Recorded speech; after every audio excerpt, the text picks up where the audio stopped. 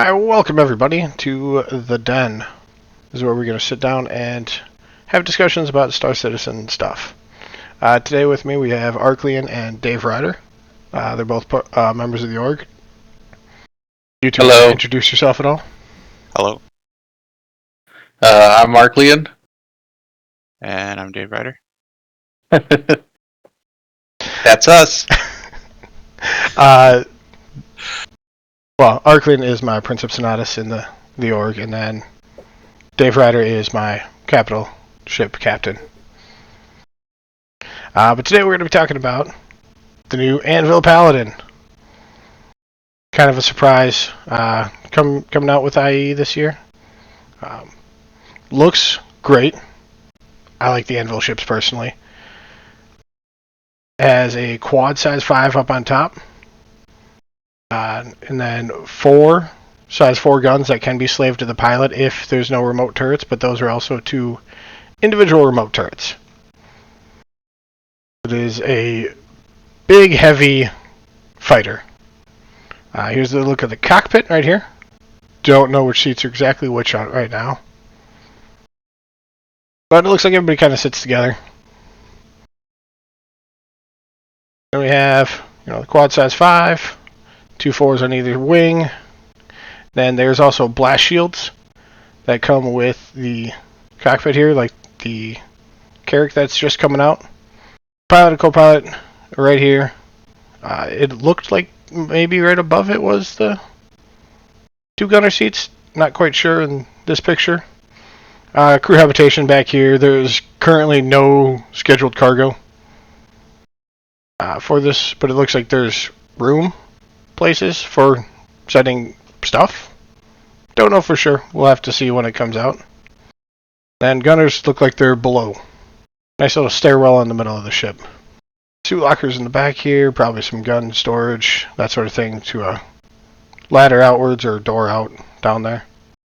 Quad size 5 can go up or down, just like the Scorpios, the C1s, the A1s. They all have that turret that can go up and down. Has 6 size 4 missile racks. Whether that be one size 4 or multiple size 4s, it doesn't really say yet. I would assume for 6 total missiles.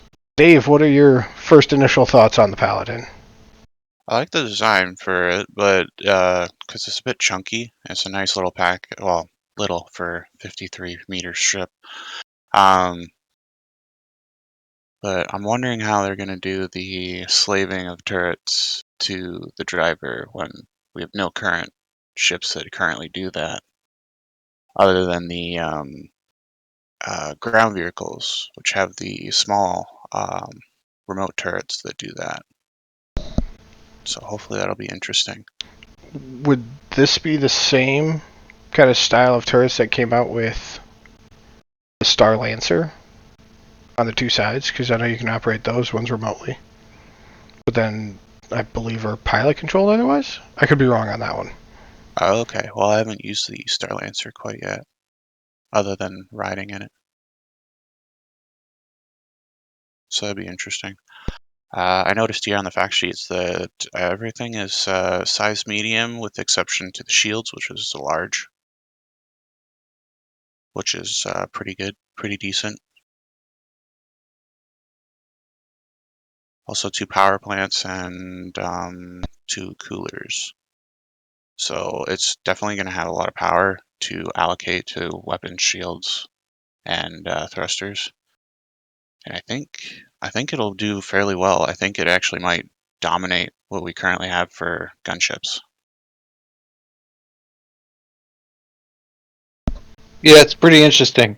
It does give that feel of like being a closed fist, coming in for a punch.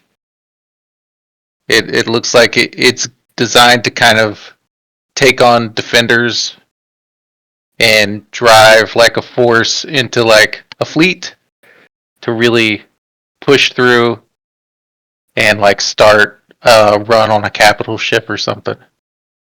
Yeah, very much the heavy defenders in those situations for the group. It's a thick boy. Yeah. It is definitely going to be a thick boy. I can see it coming out with a decent amount of armor. I don't I don't think it's going to be super maneuverable, though. No, it doesn't give that vibe at all. Yeah, I think you're right with that punch, especially if it holds the quad 5s up top. We'll see. But it will definitely be able to pack a punch to pretty much any ship in the game, except for maybe the Polaris. Might have issues with that one right now. For a single 2-man ship, you could probably take out a Hammerhead pretty easily in this. In the current state of the Hammerhead. Yeah, it does have that. I'm wondering why. Why they're putting this in? Yeah. Yeah. It as far as like the guns go, if they are slave to the pilot, I mean that would be nice. It just seems kind of it definitely doesn't seem like it has much utility outside of combat. Yeah, I think you're right there. And I mean, to my knowledge, most Anvil ships don't have any use outside of combat, really. Other than now the medical terrapin. Well, the Carrack. Okay, true. Definitely forgot about that one. But that is still one out of... I mean, they have the Hornets, the F-8, the Hurricanes, all these other ships that are just mostly military. Because they get most of the military contracts within the game, right? Yeah. So they'd be supplying all the fighters and everything. The Vulcan's going to be Anvil, right? The Anvil Vulcan. I believe so. I believe so. But that would also hold a role within the military aspect, wouldn't you think? Just because of the repair aspect behind it? I mean, aside from the fact that, what's the other one? The Crucible? Crucible, yep. Both of those seem very, I don't think we have anything to kind of like hold them categorized, like if it's a combat repair versus just general repair, because they haven't implemented any of those systems yet. Vulcan is Aegis. Oh, okay, Aegis Vulcan. Anvil Crucible? It is the Anvil Crucible, yes. But in the picture of the Anvil Crucible, it literally has a Hornet sitting in there, so in my mind it moves it towards military repair vessel. That's why I'm still thinking that Anvil in itself is just 90% military. Obviously, you can use some of the stuff outside of the military roles, but that's where I would place it. Very much your battle orientated company. Yeah, and I think you two kind of hit it both on the head. It's going to be a ship that can pack a wallop. It's with minimal crew. That's the other thing. You need 2 people. True. Maybe a third for engineering. Whenever that comes into the game. But after that, you have 4 pretty decent sized guns with 3 people. I imagine if the 2 side turrets are slave to the pilot, you could have those 2 gunners drop off to work on repairs or anything if necessary.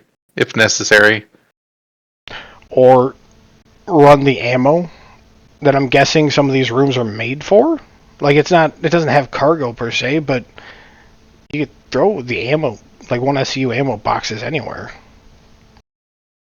If you're able to use it that way. They've not been super clear on how that's going to work yet. Yeah. And then, for a size comparison, Valkyries are in the game, so is the Terrapin. It is slightly bigger than the Valkyrie. It looks like they took the Valkyrie and did a rework on it to the Paladin.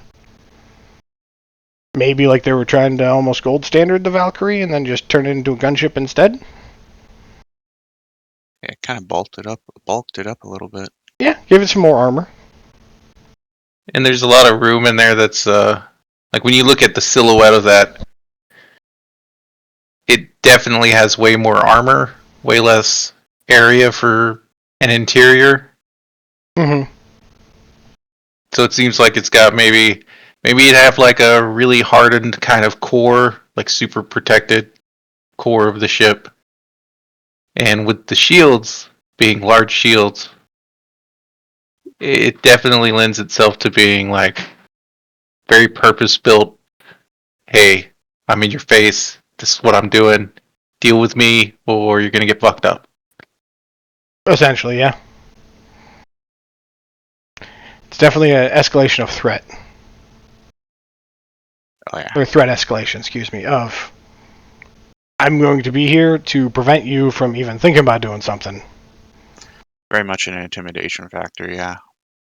It'll be good to see this ship deployed for like system defense, like NPCs and the security. I could see this being out there a lot. Like as your crime stat increases, you have to worry about like, okay, crime stat 4, they're gonna bring in the Paladin. We wouldn't know anything about that, though.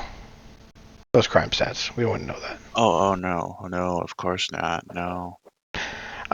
Even in like a ground offense situation, 2 paladins and a Valkyrie coming in. You're holding the air plus putting boots on ground. I can see it could be a very versatile ship in that aspect. For sure. With the fact that the main turret can rotate to the lower section of the ship so that you can have a lot more ground firepower. Yep. Take out some more of those ground vehicles pretty easily. It also kind of helps deal with blind spots. So, like some ships have a blind spot, and you can like sit right in the blind spot, either like above and behind or below and behind, and you don't have to worry about getting hit. But if you've got a turret that could just flip around, then you have to reevaluate and stay mobile if you're going to engage it. It'll definitely increase the strain on the lighter fighter pilots, who have all gotten used to just sitting right down below and behind. Yeah, especially on things that are like large, like the Reclaimer and whatnot. You just sit in that lower section and you're basically untouchable. Yeah, well, even against the Valkyrie, you could do that pretty easily. Yeah. Any closing thoughts initially on the Paladin? Well, like you said, it does seem like the Valkyrie might have been up for a gold standard, and then they just pivoted and put it into a new ship. I mean, it has a very similar silhouette, but that could just be, they're trying to keep the design familiar. Oh, 100%. Yeah. Yeah, I still think that they're doing the gold standard on the Valkyrie. I think it just spawned from that gold standard. It'll be interesting to see kind of how it pairs with the other ships and where it finds itself as far as like its role. If it's a paladin, like paladins, they're tanky characters. In all these other games like World of Warcraft, Dungeons and Dragons, they're the tanks. So if they also have the ability to hit harden those with Divine Smite and things like that. For sure, we're not going to get into that. No, we don't have to. But that certain paladins and certain Dungeons and Dragons campaigns are just a sore spot. Yeah.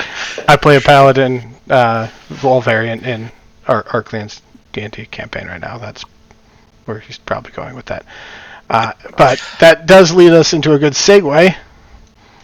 Talking about other medium-ish size gun points, or gun ships that are already in the verse, right? So we have the Redeemer, the Constellation Andromeda, and the Corsair. I thought that these 3 made the biggest contention of like being a competitor. There's other ones that certainly do. But to me, these 3 or 4 kind of all mesh together in where we're going to want to see the balancing act that CIG wants to do. Yeah. And I know the Redeemer and the Corsair are both pretty sore spots right now when it comes to being in the community. The Redeemer got nerfed with all, like, its upper and lower guns going from dual size 5s to dual size 4s. The Corsair got nerfed in the sense that its guns didn't downsize, but the pilot only has control of the top 2 in the front, and the co-pilot has the bottom 2 in the front, but also the top turret that can't operate at the same time. Anybody want to start off with any comparisons? So the Redeemer and, like, before the nerf, I feel like the Redeemer was the Paladin. The only downside with the Redeemer is that you got the engines super exposed on the outside. If you lose one, you're in trouble. If you lose 2, you're dead. But it just feels like they sacrificed a ship that was pretty good just to bring out a new one. And they both functionally are the same as far as about the same crew complement, but you also have 0 cargo. So it doesn't have any kind of like multi-role capability. Whereas like the Corsair and the Andromeda, if you were to give one of those, you'd be set to do a lot of things. Yeah, so the Redeemer has 2 cargo, but it's more likely meant to be that reloading factor to hold more ammo. Just as soon as you walk into the left there, that has that two slots. But I agree with you. I believe that they nerfed the Redeemer to sell more Paladins. Dave, did you have any thoughts? Yeah, I was just going to say on the Redeemer with the 2 SCU slots, or if you're a loot goblin, do like putting your storage unit in there, then grabbing whatever you can from the battlefield. Always good to have a loot goblin spot. Yep. A lot of us are suffering from over encumbrance of being a loot goblin, and we're waiting for the 4.0 wipe. But definitely waiting for that wipe. Where I see the kind of balancing act that, where I think it should be, right? Redeemer should be as maneuverable as they made it. It flies better, 100%. But it should also still have those dual turrets of 2 SAS 5s. It will still require an additional person to man the other SAS 5s. And that's how it balances itself out with more maneuverability versus the Paladin. Where I think there should be around the same tankiness. But as Ark was saying earlier, the Redeemer will inherently have the disadvantage in that just based off of you shearing off one of the side engines. Can't tell you how many times I've been in the Redeemer and we've lost side engines. It happens all the time. Yeah, they're right out there. They're a big target. Right. And kind of the same thing with Corsair. You start losing those side engines too and you're done. Whereas the Andromeda, you lose one, you can still kind of compensate. And the fact that the Constellation Andromeda and I guess the Corsair still retain those size 5s, I don't know why. Because the Andromeda has 96 cargo with it, whereas the 2 in the front don't have really any cargo, right? Just tiny bits of things you can put in there. No real dedicated space. Corsair, what was it, 72? So the Andromeda should be downgunned to those size 4s because it can hold the extra cargo, and it has a little fighter on the back, which is doesn't work. It doesn't work, but pretending it does. In a perfect world where this fighter can attach and detach and things like that, it adds that force multiplier. You have another ship you got to deal with. Light fighters and snub fighters are still king in the game right now. And that's why Corsair should have the 2 extra side size 4s. So, in my opinion, it should be 6 size 4s that the pilot controls. You're sacrificing some of the cargo to add a little bit more guns and what I would assume would be a little bit more maneuverability. Because it's a slightly smaller ship. It should maneuver a little bit better.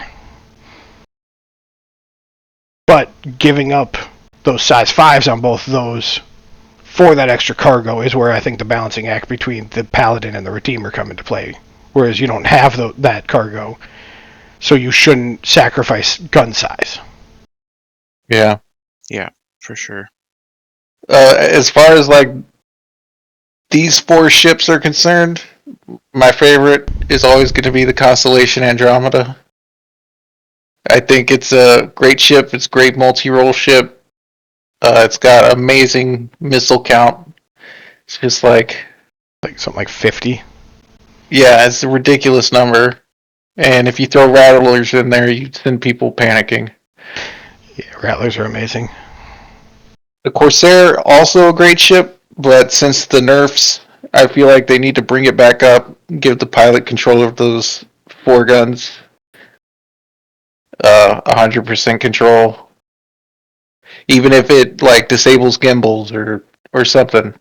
Yeah, definitely the nerf to the Corsair was a big factor in not using it a lot more. I believe, what was their data for? It was 40% of the kills in the verse? PvE kills. PvE kills. Yes. Well, that's just because it's more useful. With, like Ark said, with its cargo capacity, as well as its availability for a decent amount of gunpowder to the pilot, along with the options to have gunners with you, it made it a good choice for doing any type of ground assault mission, or if you're taking on some bunkers, going and taking a ground vehicle with you so you can approach that bunker without getting shot. Or if you're feeling brave, you could just lay waste to the AI turrets. But now, I feel like with only 2 guns available to the pilot, that's not going to be possible at all. You're going to have it multi-crewed. Yeah, and I think they're trying to force us into that multi-crew role a little bit, which I get and I think should happen, but not in that way. Right. Like how they took away or they didn't take it away because they never had it, but the torpedo is completely separate from the pilot and the Polaris. You should not be able to solo a Polaris. You should be able to solo any of these ships with an okay time. Like, it shouldn't be, optimal by any stretch of the means. And then, Dave, you brought up a good point of the Andromeda and the Corsair. Ground vehicles. That's another force multiplier into why they shouldn't have the same size of guns as the Redeemer or the Paladin. The thing that I can see happening with the Paladin is this is just version 1. Mm-hmm. They'll come out with other variants that maybe have a larger cargo hold and sacrifice something else like the ground lockers, or they throw they change the staircase into a ladder and expand that hold a little bit. It seems possible. Well, it's definitely possible. But do we really need a new airframe, so to speak? Well, I think a new platform, or could there be more done with what's in this game currently to improve it and balance it instead of? I mean, I get they have to raise money, but it's still what's the backlog on ships look like now? It is pretty high. I will agree with you there. I do believe, though, this is a stepping stone into something they want to do further on. Like, I agree with you that they shouldn't be making this step quite yet, but I think they're moving towards a like Perseus size gunship or something along those lines, where it's going to keep getting bigger for the Anvil because they need to fill out more of those roles, even the Corvette-sized capital ships of like the Polaris. Well, the Anvil should have one, which is mostly guns and armor, right? And I think that's kind of where they're going with it, is they're building that art and that style into future endeavors. But you're right, they shouldn't be looking towards the future. They should be looking towards their backlog of ships. And was this ship even announced at any point prior to the surprise drop, or? There was a little bit of like data mining type of a thing, but they've officially announced it Anvil Day of this IAE. Yeah, wow. I'm still waiting for like a ground vehicle that can, like a small single person ground vehicle that you can fly on the ground without exploding. Or even what the two-wheeled bikes are going to look like. Oh my gosh, those Rangers, I think is what they're called. Yeah. Oh, I can't wait for Rangers. those. That seems like that would be so simple, but again, like there's a reason why they're not producing it right now, and I don't know what that reason is. But it seems so simple because they spit out hover bikes like it's cool, but they can't get this one down. Is it something to do with like the physics of two wheels, and if you're going too slow, you tip over or something? Quite possible. I don't know for sure. Maybe put some training wheels on it or something. I don't know. Or some hover stabilizers. Yeah. Yeah, okay, hover stabilizers would be more futuristic. I agree. Any closing thoughts? What do we think of the price point that they've got on here? Price point I think was $260. Yeah, for the Warbound 300 non. How much was the Redeemer right now? That was right around that 300 mark. I don't know. I think it was slightly above, like 320 or something. Let's check. Let's see here. It says 330. Standalone 330, Warbond 300. Mm. So it's even lower price, which, again, tells me that the Redeemer should not have gotten that nerf of the two main turrets. Right. Yeah. Like, At least. give it the maneuverability over the Paladin, have them both have that, and then the Redeemer has a little bit less of durability. I like the Paladin's definitely purpose-built. It's meant for combat. It's not meant for anything else. But then you've got the Redeemer that has the same role. It's just nerfed and more expensive. You'd feel like they'd add something to it, like a stealth mechanic or something, because it seems much more stealthier visually. Yeah, I can definitely And see that. with its engines, you'd think it'd have like a different kind of signature to add to its stealth. It doesn't have these blaring, engines on the back that would give it away. But they haven't like added that in or implemented that to offset the nerf that it's had. Yeah, I think the lore reason behind those engines was for maneuverability over anything else. But I like your idea of different signatures, and I'm hoping with Bounty Hunting 2.0, they have each quantum drive have a different like signature that you have to follow. Each engines have a certain ratio of fuel to air or whatever that you can detect on, let's just say, a Terrapin or the Zeus MR, Cuddy Blue, things like that, where you can detect all these little nuances to find the exact ship that you're looking for and follow it places. Yeah. Like if you're like tracking somebody actively. Like obviously if it was more than 30 minutes it should go away, but if you're actively like hunting somebody, you should see which direction their engines took off in. For sure. All right, well, let us know your thoughts in the comments on how we can, or how CIG can help fix some of the stuff that they may have broken, may not have broken. We believe it's kind of broken, but you decide. And let us know how they can better balance these ships. Before we go, though, Arclean, what's one ship you would like to see into this game sooner rather than later if they're working on backlog ships? Oh, the fucking Orion. Hands down.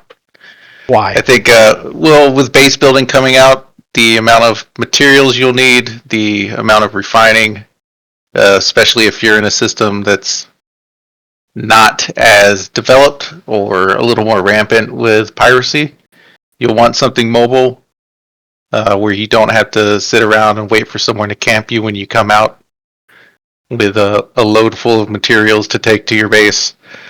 The fact that they've talked about RSI as their goal right now as far as implementing assets and stuff. I'd like to see a little more work on that end. I don't think adding more combat and nerfing things that were already pretty good just to fill that void is really worthwhile. I'd like to see a little more in place, like with the systems that they have and boosting them, making them more robust. And I think the Orion would be a great opportunity for that. For like ship-based refining, stuff that's advertised for the Starfarer as far as fuel goes, but isn't in the game yet. That's what I'd like to see. And they've already got, like with the Polaris, they've already got a lot of assets in for that. I don't feel like it would be that much of a leap for them to do something with the Orion, given what's in the game right now. And what they plan to have in the very near future with base building and stuff. Yeah, definitely make harvesting a lot easier. Yeah, one. For sure. Dave, what about you? I don't really have a specific one that I'd like to see come forward quicker than the others, but I think the Crucible would be pretty interesting to see. Oh, yeah. Scrapping ships and having it in that middle bay. Mm-hmm. Just watching it like disappear and whatnot, that'd be quite interesting. Or even locking it down and moving it for a friend or something. The other thing that I would like to see would be a in-betweener for salvage between the Vulture and the Reclaimer. Yeah, filling that like medium to Yeah, that large little- role. Yeah. Because they medium claimed large. that the Vulture's medium, but let's be honest, it's a small. I believe it's a small. Yeah. Yeah, if it's single pilot, like single crew, it's small. I don't think. I think I tried cracking something that was larger than a Vanguard Harbinger, and it just wouldn't do it. And then I believe that the Apollo should already be in the game. It's been in active production for how long? You can look at it on the sites. They all say active production, and it's been like a year. CIG. I just want my ship that can heal tier 1s. You didn't give it to me in the Polaris. Please, just give it to me in the Apollo. Also, like a honorable mention for the Banu Merchantman.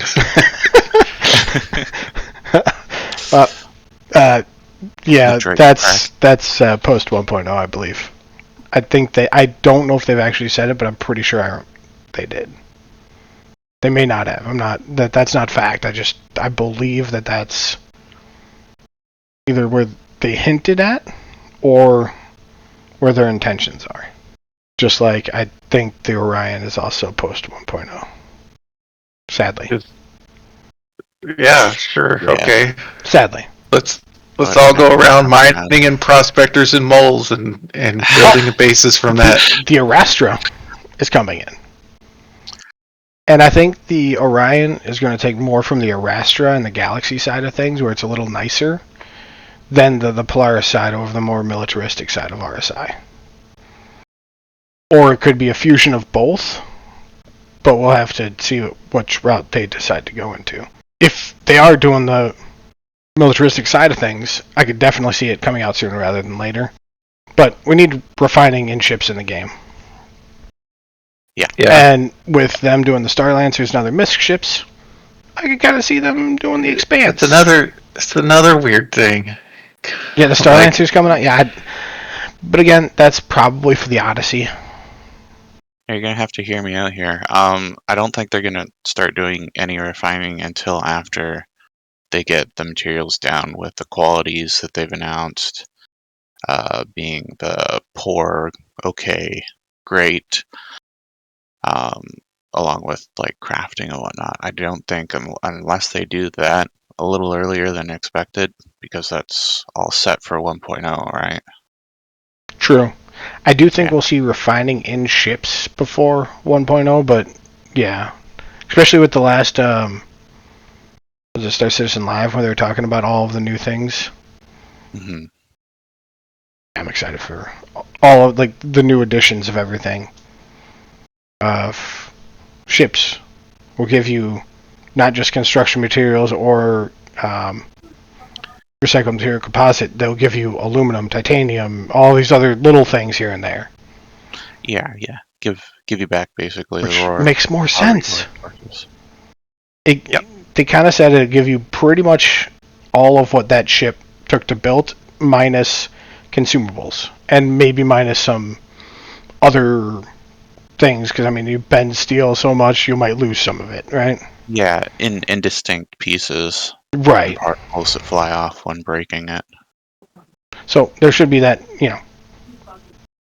thing there, but yeah, I'm hoping it's not any more than like 10%, including what they said for base building, like the deconstruction. Yeah, you're gonna lose some materials, but I'm hoping that it's like not too much of an amount. Like hopefully it's less than 10%, but hopefully no more than 25. No, I'd agree with you there. Yeah. It's a scary time. It's definitely a make or break time, I think, for CIG in the next year or so. Yeah, they got to get people buying the game for the game, not buying more ships, unfortunately.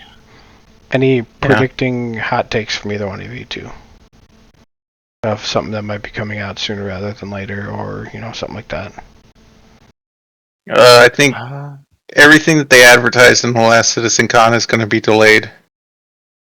Extensively delayed. I really don't know where they are on the social features, like the org lists and stuff in game.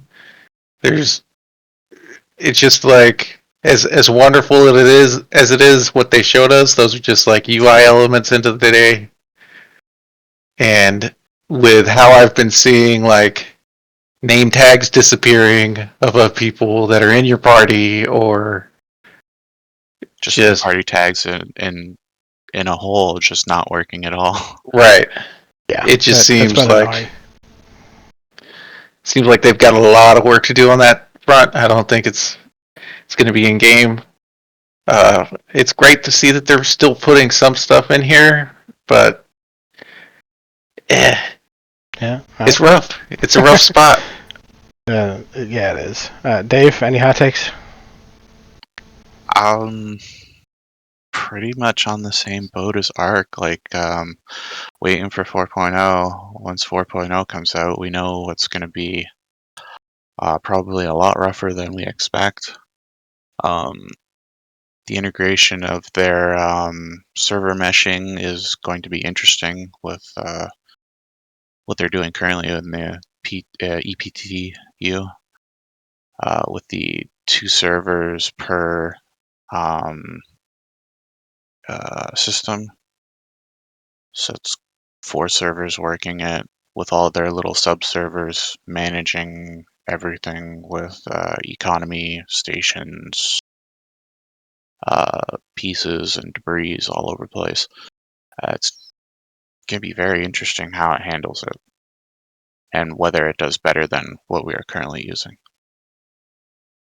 By interesting, we of course mean scary. Scary. Remember, sure. It will just be more features added to the game. There's no such thing as bugs here, right? Yes, just like features. The devs, they're not bugs, they're anomalies. Yep, just like jump points. Yep. My hot take: Nyx will be out by this time next year. No, what? That is spicy. I don't want that. Well, I believe that my eyes are burning just from hearing it. You look back at this video and you're like, I'm just gonna redact that now.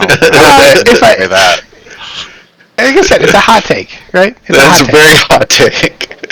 But I believe once server meshing is like actually working in the game, they're going to be able to add a lot more things more quickly when it comes to volume of space you can go to. Maybe not volume of like party markers or things that make things more playable, but I think they can start adding more places to go to when server meshing is actually working properly.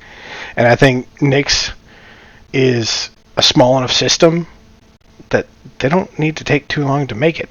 And I think they've already been doing it. Because it's Levski, plus some extra stuff. And Levski was in the game at one point in time. Mm-hmm. So, that's my hot take. Yeah, that's a spicy one, alright. I'm gonna need some Tums, dude. Any closing thoughts about anything? No, interested in seeing what happens in the next couple of months, because they're reaching that deadline. Yep. Yep. For sure. Well, we've been Howler Legion. Hope you all have a bloody damn good rest of your day. Reaper out.